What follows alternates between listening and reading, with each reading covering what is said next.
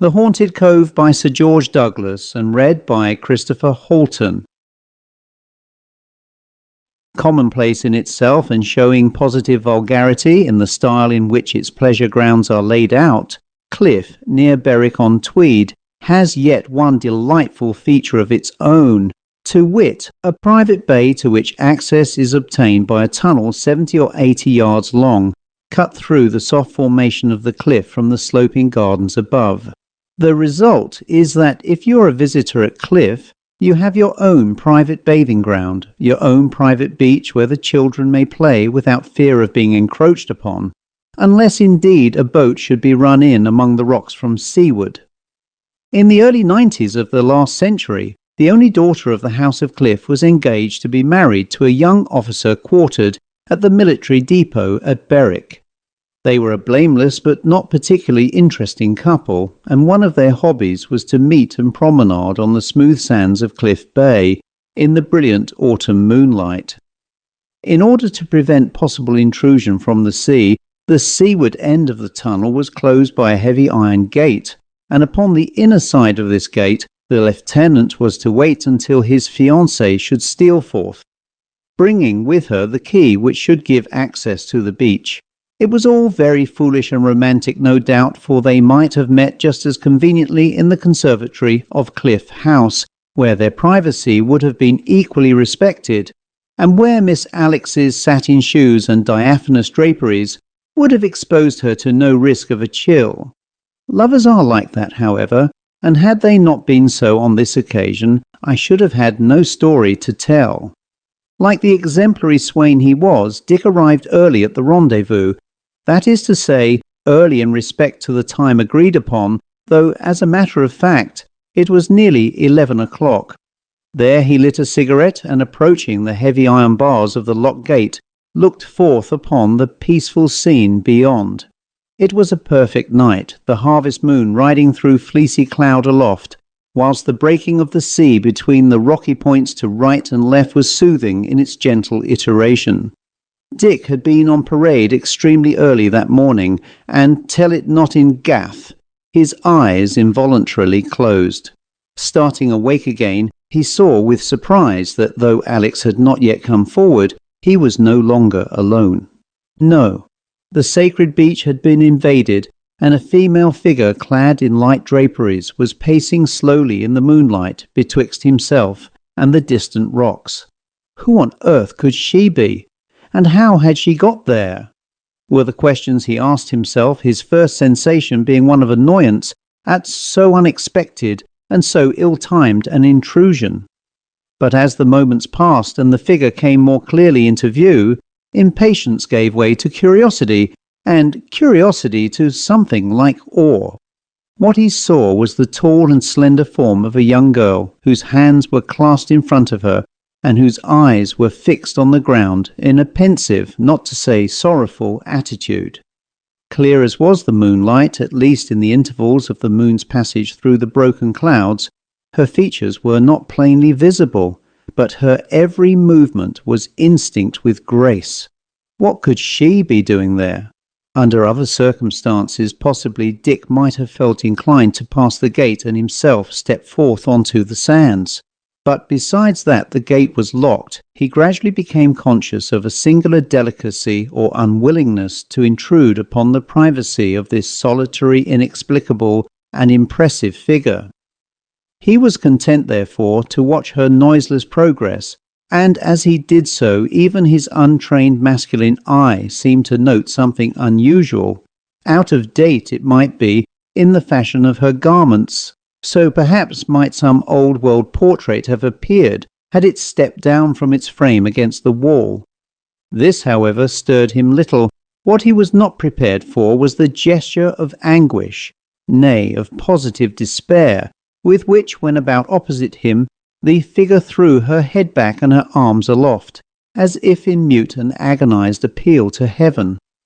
The action was heart-rending even to look on. Nor to a male eye did it lose aught from the fact that, as the moonlight now fell for the first time on her upturned face, it showed it to be deathly pale indeed, but also exquisitely lovely, Another moment or two, and the graceful and appealing form had passed beyond his field of vision, for, as the locked gate stood some little way back from the mouth of the tunnel, his view was restricted. A short time only, though he knew not exactly how long, had passed when Alex stood beside him. "I had some difficulty," she archly explained, "in eluding prying eyes." For an ardent lover, Dick's greetings were perfunctory, after which, being still powerfully under the impression of what he had just seen, he told Alex all about it. "We shall soon see who she is," replied that practical young lady as she placed the heavy key in the cumbrous lock. "And I shall also take leave to inform her that this bit of coast is strictly private." And strictly private it appeared to be when they emerged from the tunnel. For though their eyes swept the beach to right and left, and though the moon just then was unobscured, they saw no trace of any living form. "She must have landed from a boat," said Alex, but as little trace of a boat could they discover. Still, it was quite possible that she might pass unobserved against the dark rocks, so they turned first to the right, then to the left, keeping a keen lookout for any sign of motion. They detected nothing, and by this time I am bound to confess that a slightly uncomplimentary suspicion had more than once crossed the brain of Alex. She knew that, as a rule, her Dick was a pattern of moderation.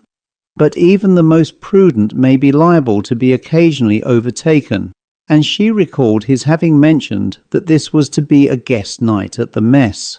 Indeed, it was chiefly upon that account that the assignation had been fixed so late. This present portentous solemnity was certainly most unlike him. Was it possible that the poor fellow had taken just one more whisky and soda than he could conveniently carry? Outspoken by nature, she blurted out her suspicion, which was strengthened rather than the reverse by the great earnestness with which he repelled it. Less convinced than before, Alex then exclaimed, "Look here, Dick. If, as you say, the young woman passed this way, she must have left tracks on the smooth sand. Where do you say the place was?" With some uncertainty, Dick then led her to what he took to be the place. No tracks were there. He then tried further back from the mouth of the tunnel, and with as little success. It was true the tide was coming up, but it could scarcely yet have reached footmarks which had been imprinted so far inshore as he supposed these to have been. In a spirit of levity which jarred on him, Alex now recommended her lover to go back to his quarters and have a good sleep, and then, having again passed through the gate and pushed their way up the tunnel, the two young people parted in something very like a tiff. Dick did not call at Cliff House the next day, and when he called on the day following, Alex met him in a complacent mood. After all, she had no wish to quarrel with him, and very soon she said, "Going back to what you told me you had seen the other night, Dick, it occurred to me, after you were gone, that it fits in rather curiously with an old story connected with this place." And then, at his request, she proceeded to tell him how, some 30 years ago, her grandmother had had a favourite maid, a friendless orphan girl named Barbara, to whom attached a mystery. Barbara was a very lovely creature of refinement and education, above her station, and she had, of course, numerous admirers. Young as she was, her discretion was faultless, with the sole exception that her native amiability and desire to please sometimes betrayed her into conduct which meant less than her admirers wished to think it did. Well, at last Barbara became plighted to a respectable young fisherman, part owner of a boat sailing from the Greenses, and though details were vague, it was generally understood that, as a consequence, several hearts were severely damaged. As Barbara had no relatives, it was arranged by her employer that she should remain in her situation until the wedding day and should be married from Cliff House. Considerable preparations had also been made to do honour to the occasion when, judge of the consternation of the inmates of the house, upon the morning of the wedding day, Barbara was not to be found. She was believed to have retired to rest on the previous night as usual, yet her bed had not been slept in. Nor, although most of her clothes were packed in anticipation of her change of domicile, had she apparently taken anything with her. Nothing in the least unusual had been observed in her demeanour, nor could the unhappy bridegroom suggest any possible motive for her conduct.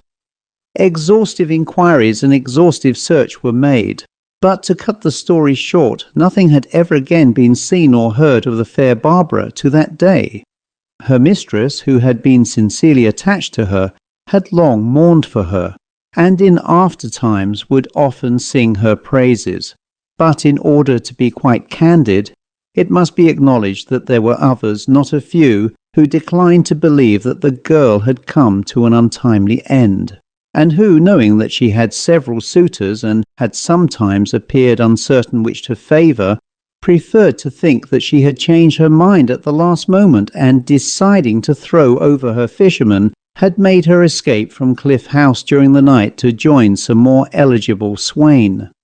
This would have been a desperate step indeed, nor could her conduct in withholding subsequent explanations be absolved of heartlessness. But after all, she was the sort of girl who, where no actual misconduct was involved, might easily allow herself to be over-persuaded. And certainly the tangled skein of love does sometimes present a knot which must be cut rather than untied. The lieutenant professed himself profoundly interested in this narrative, which he and Alex then proceeded to discuss in all its bearings, and more particularly, of course, in its relation to the figure seen by him in the cove. It is true that Alex never quite believed in the genuineness of the apparition, but seeing that Dick really wished to have it taken seriously, she decided tactfully to humour him, and made quite a 9 days' wonder of the mysterious occurrence. Their own wedding day was, however, fast drawing on, so they soon found other things to talk and think of. To be brief, they were in due course married, and amid the cares and pleasures of wedded life, the story, though not forgotten, came to be very seldom referred to. So 20 years passed, at the end of which time the Colonel, as he now was, accompanied by his wife and several youngsters, paid one of his not very frequent visits to his wife's parents at Cliff House. On the first night of the visit, after dinner, Alex's father had significantly recalled the story of the maid Barbara's disappearance, and after stating that the mystery had now been finally cleared up, had gone on to relate the following particulars. A few days previously there had lain at the point of death in the infirmary at Berwick an aged fisherman who had long been known in the seaport town for his solitary habits and morose and violent ways. As death drew near, it became evident that his mind was sorely troubled, and to one of the nurses or doctors who had sought to comfort him, he had been led to make the acknowledgment that a guilty secret weighed upon his soul, making him fearful to confront his Maker. He then told how, as a young man, he had passionately loved a pretty servant girl employed at Cliff House. Misled by those smiles and that graciousness of manner which, in the guileless amiability of her nature, the girl lavished upon all alike, he had for a moment imagined himself her favoured suitor. How bitter then was the blow, and how rude the awakening when he learned that a younger brother of his own, a mere boy, was preferred before himself. Nor was it only unrequited love that grieved him. No, he believed, or managed to persuade himself, that an unfair advantage had been taken of him, by which he had been made the lover's dupe. A silent man, he took no one into his confidence, but abided his time until the eve of the wedding day.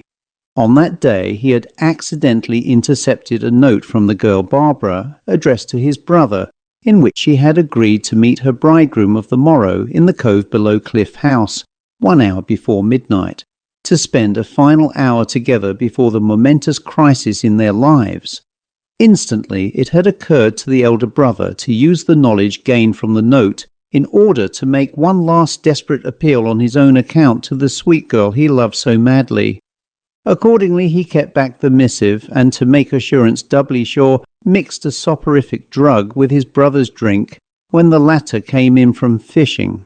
Then, whilst the youngster slumbered heavily, he himself embarked in a cockle-boat and unobserved rowed quietly round the headland into Cliff Cove, where he ran his boat into a safe creek he knew of, and jumped ashore.